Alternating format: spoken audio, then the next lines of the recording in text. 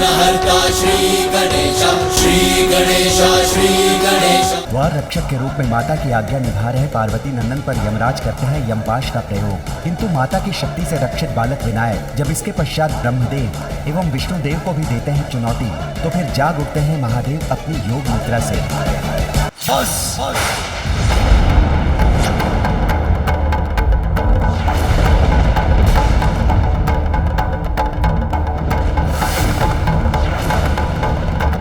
अब तुम्हारी उद्दंडता की अति हो चुकी है। सत्य कहा आपने। आप सब मेरे साथ अति ही कर रहे हैं। तुम्हारा अहंकार सभी सीमाएं लांघ चुका है। क्यों ना करूं अहंकार? देखिए अपने सभी गणों को, देवताओं को, उनके पशुओं को, जिन्हें मैंने पराजित किया है अकेले अपने बल से।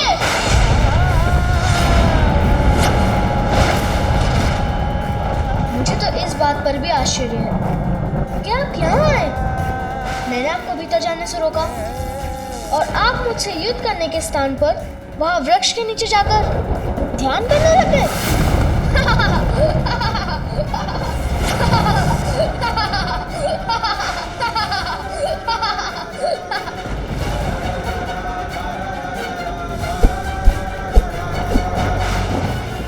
और जब आप विश्राम कर रहे थे तो आपने इन सभी को भेज दिया मुझसे युद्ध करने, जिसमें मैंने इन सभी को परास्त किया। इससे तो आप प्रारंभ में ही मान जाते। मैंने तो तभी कह दिया था कि मैं किसी भी अवस्था में आपको रेखा के आगे नहीं जाने दूंगा।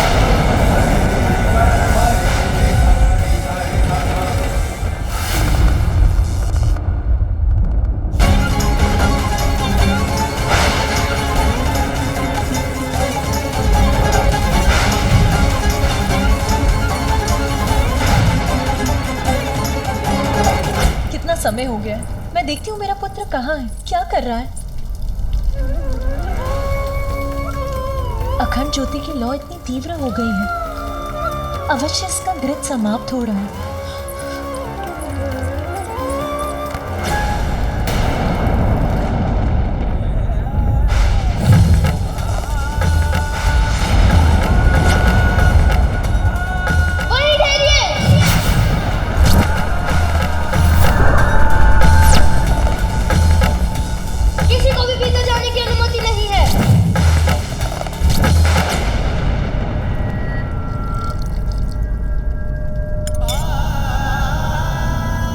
अखंड ज्योति तो शुभता का प्रतीक है, ये सदा प्रज्वलित रहे। इसके प्रति मुझे सहज रहना चाहिए।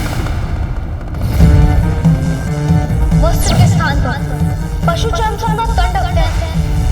रहने के लिए कोई घर नहीं। नाम पूछो तो कहते सभी नाम मेरे हैं।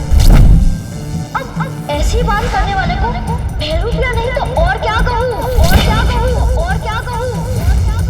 मुझे तो लगता है कि ये कोई बुद्धिहीन प्रतीत होते हैं। यदि आप नहीं रुके तो मैं आप पर प्रहार करने पर विवश हो जाऊंगा।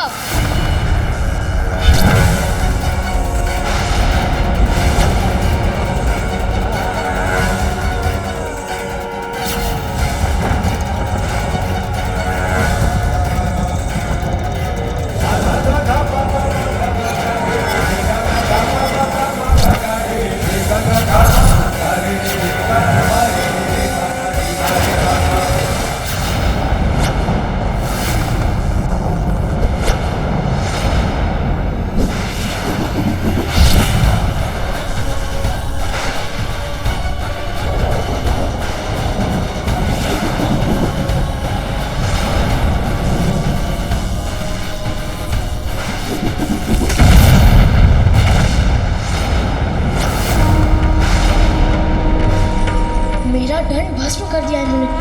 कैसे? ये तो वही भस्म है जो इनके डमरू बजाते ही इनके देह से निकला था। आपने मुझसे वो छीनने का दुस्साहस किया है जो मुझे मेरी माँ ने दिया था। अब उसका परिणाम भुगतने के लिए तैयार हो जाइए।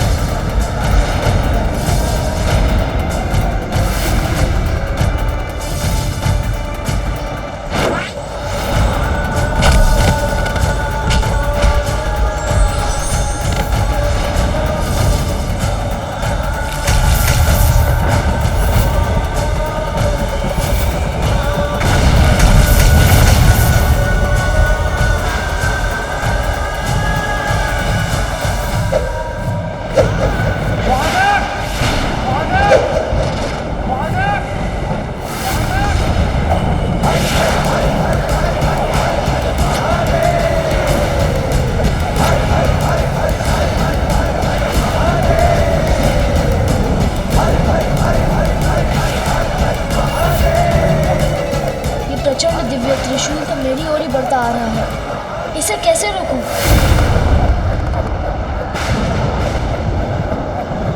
मुझे बताइए माँ, मैं आपके सभी दुख मिटा दूंगा। मुझे तो एक ही दुख है, मैं जिन पर भी अपना स्नेह निछावर करती वो सभी मुझे छोड़कर चले जाते हैं। माँ, मैं आपको छोड़कर कभी कहीं नहीं जाऊंगा। आज मुझे अपने मातृत्व की पूर्णता का सुखद आभास हो रहा है। माँ, अब मैं आपकी रक्षा के लिए पूर्णतः तैयार हूँ। अब मैं किसी का भी सामना कर सकता हूँ। मैं स्नान करने जा रही हूँ, स्मरण रहे किसी को भी भीतर मत आने देना। मैं वचन देता हूँ माँ, किसी को भी भीतर आने नहीं दूंगा।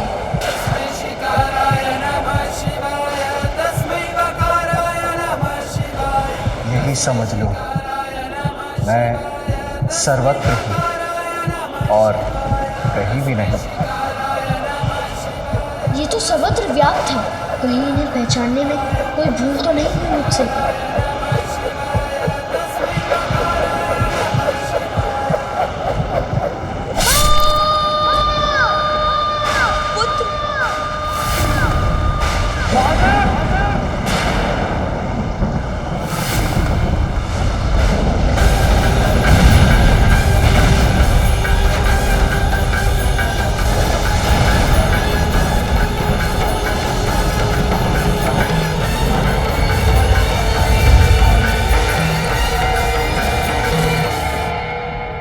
मन में किसी अज्ञात अनिश की आशंका क्यों घर करती जा रही?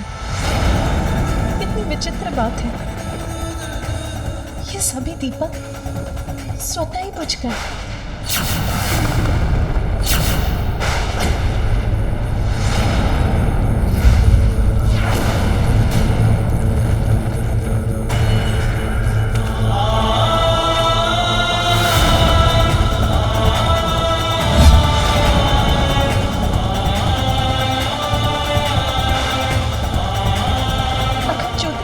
ऐसे फड़क रही कि वो भी एक बार फड़क कर बुझ जाएगी। अभी तो इसमें बहुत कृत शेष है, फिर ऐसा क्यों हो रहा है? स्वामी, ये सब क्या हो रहा है? कहीं कुछ तो घटित हुआ है जो मुझे इतना व्याकुल कर रहा है। क्या हुआ पार्वती? इतनी विचलित क्यों हो रही हूँ? मेरा पुत्र, कहीं उसे कुछ हुआ तो नहीं? कहाँ है मेरा पुत्र? वो सुरक्षित तो है? तुम्हारा पुत्र बाहर ही होगा, जहाँ तुमने उसे द्वाररक्षण के लिए खड़े रहने के लिए कहा था। और यहाँ कैलाश में उसे क्या अहित हो सकता है? तुम निश्चिंत रहो, वो अवश्य सकुशल और सुरक्षित होगा। फिर मेरा हृदय व्यथित क्यों हो रहा है? अब इस बालक की भयंकर अंत के पश्चात महादेव का कोप शांत होकर ग्लानि का रूप ले रहा है।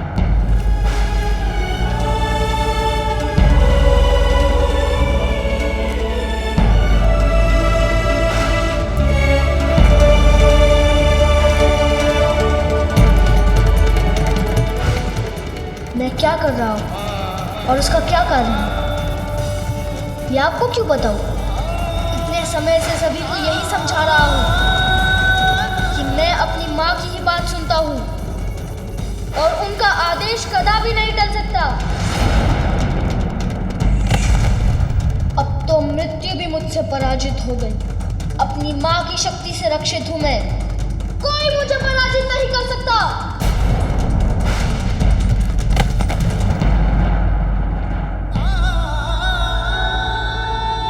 घोर अनर्थ हुआ है, किंतु अहंकार का परिणाम भीषण ही होता है। अहंकारी अपने अहंकार से न केवल अपना सर्वनाश करता है, अपितु अपने प्रियजनों को भी दुख पहुंचाता है।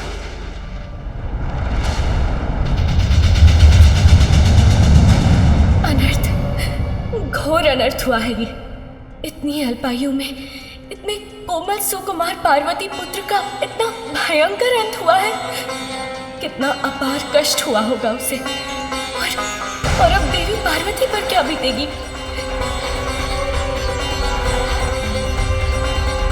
माता का दुख तो मुझे भी व्याकुल कर रहा है। देवी पार्वती, तुम्हें होने वाली अपार पीड़ा की कल्पना मात्र से ही अत्यंत दुखी हूँ। तुम्हारे हृदय को होने वाली असीम पीड़ा की कल्पना से आहत हूँ मैं।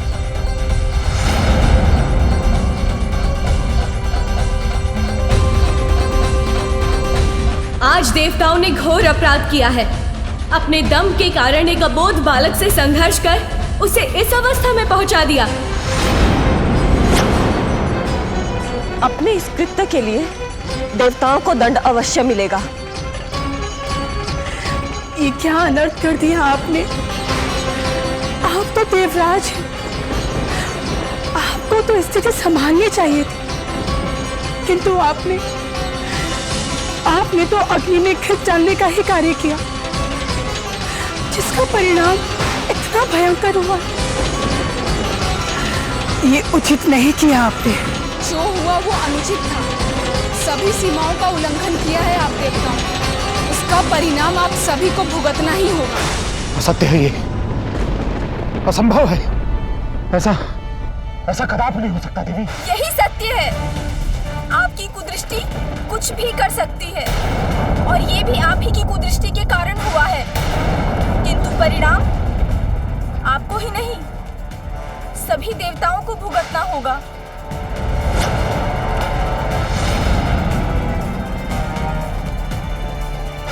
देवताओं और उनके साथ साथ समस्त संसार पर इस घटना का क्या प्रभाव होगा, ये कौन कह सकता है।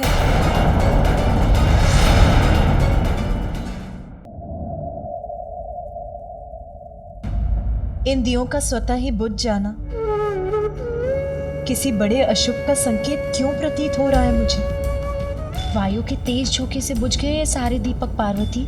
और क्या, इतनी कठिनाइयाँ, इतने कठोर तप के बाद तुम्हें तुम्हारा पुत्र प्राप्त हुआ, तो तुम्हारा चिंतित होना स्वाभाविक है। परंतु ये चिंता व्यर्थ ही है। इस चिंता को त्याग दो। हाँ, और अभी कुछ ही समय पूर्व तो तुमने उसे द्वार रक्षा के लिए बाहर नियुक्त किया था, और यहाँ कैलाश में उसका क्या अहित हो सकता है भला। फिर तुम्हारे द्वारा दिया गया दिव्य दंड तो उसकी रक्षा कर ही रहा है ना, इसलिए अपनी चिंता त्याग दो। और इन सारे बुझे हुए दियों को हम पुनः ही प्रज्वलित कर लेंगी, है ना। और इसी बीच तुम स्वयं अपने पुत्र को देखाओ, तब तुम्हारी चिंता स्वतः दूर हो जाएगी। उचित है। चलो विजय।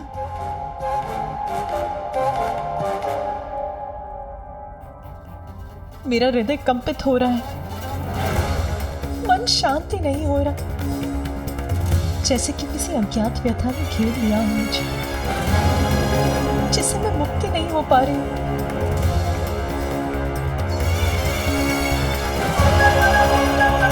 जया विजय उचित कह रही है, मुझे स्वयं जाकर अपने पुत्र को देख लेना चाहिए, तभी आश्वस्त हो सकूंगी मैं।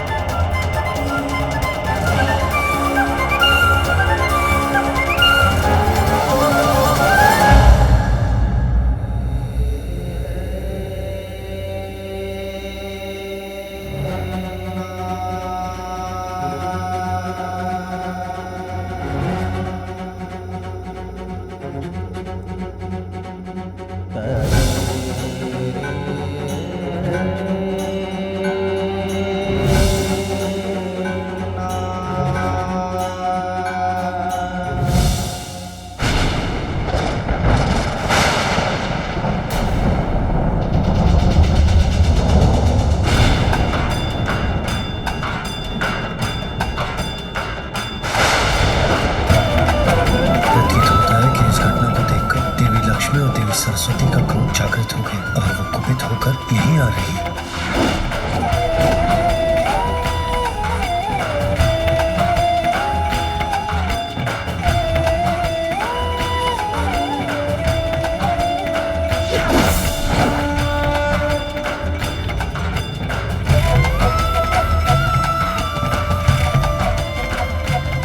सभी देवियां यहाँ आ गई और सबके मुख पर इतना अपार क्रोध झलक रहा है।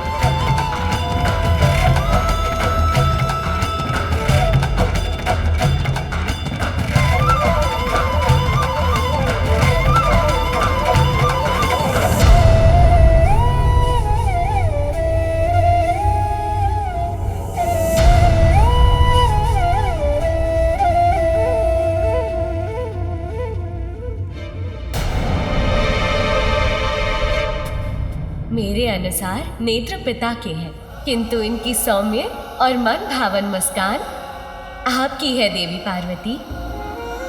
कितनी मनमोहक मुस्कान है, जैसे चारों दिशाओं को प्रकाशित कर रही हो।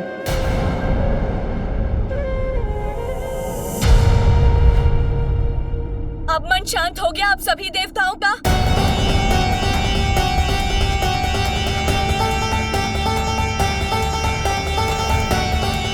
आप लोगों को ज्ञात भी है कि क्या कर बैठे हैं आप? जानते हैं ये बालक कौन था?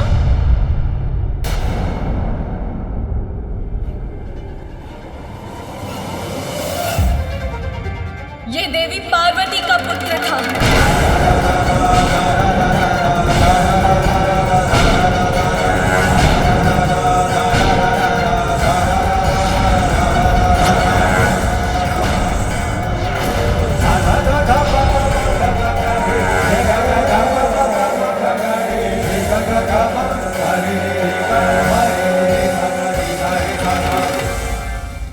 माता पार्वती का पुत्र? ये कैसे संभव है?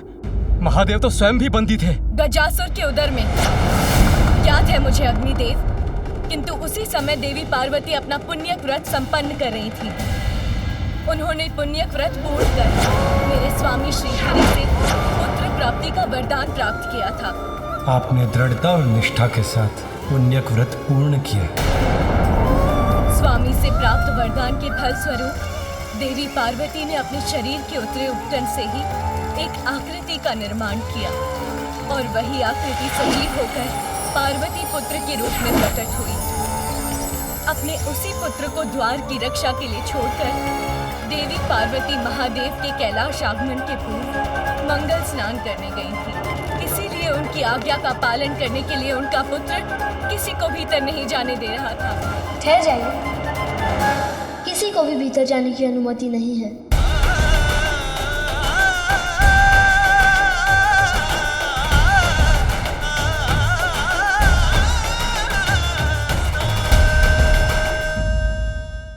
किंतु आप सभी ने देवता होते हुए भी इतनी सी बात को इतना बड़ा बना दिया कि उस बालक को अपने प्राणों से ही वंचित होना पड़ गया।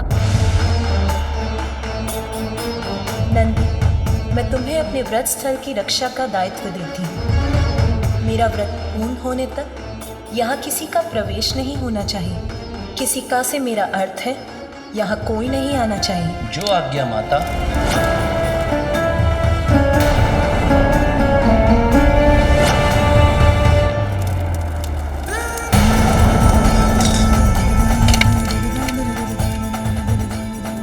देवी पार्वती के पुत्र का अंत हुआ। बहुत ही बड़ा अनर्थ हो गया हम सबसे। जो हुआ वो अनर्थ था, किंतु जो अब होने जा रहा है उसका आप सब अनुमान भी नहीं लगा सकते। आप सबके द्वारा उसे उत्तेजित कर उसकी उद्दंडता को बढ़ावा देना देवी पार्वती के प्रिय पुत्र के वध का कारण बना। आप सभी देवता इसके दोषी हैं और शीघ्र ही देवी पार्वती यहाँ अवश्य पहुंचेंगी।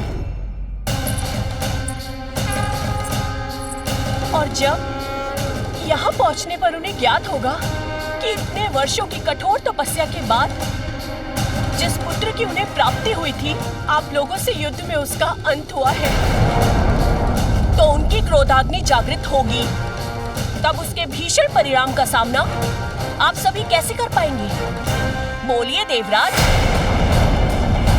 आदि शक्ति का क्रोध अर्थात सृष्टि का विनाश। देवी पार्वती के क्रोधाग्नि को शांत करने की क्षमता है किसी में? उनके क्रोध से किसी का भी बचाव संभव नहीं।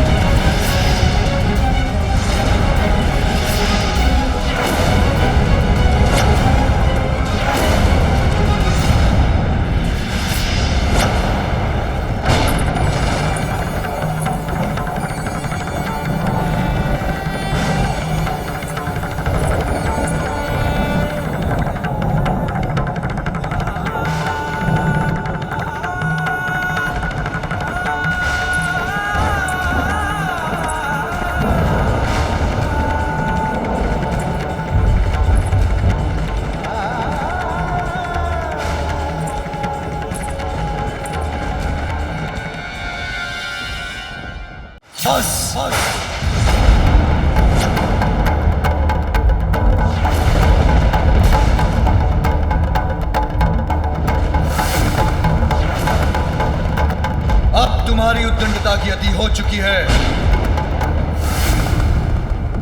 सत्य कहा आपने। आप सब मेरे साथ अति ही कर रहे हैं। तुम्हारा अहंकार सभी सीमाएं लांघ चुका है। क्यों ना करूं अहंकार?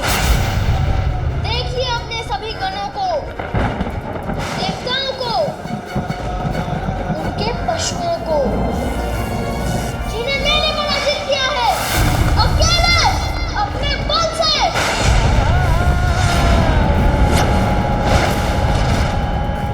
मुझे तो इस बात पर भी आश्चर्य है कि आप यहाँ आए। मैंने आपको भीतर जाने से रोका और आप मुझसे युद्ध करने के स्थान पर वहां वृक्ष के नीचे जाकर ध्यान करने लगे।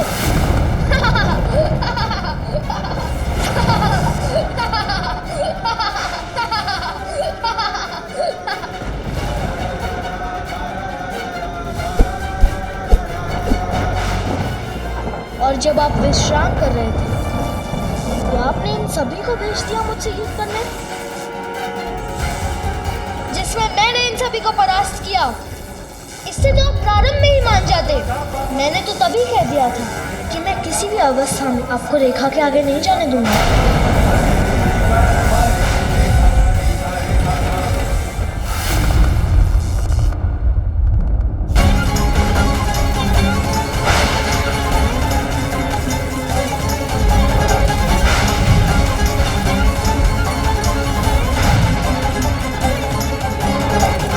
समय हो गया है। मैं देखती हूँ मेरा पुत्र कहाँ है, क्या कर रहा है।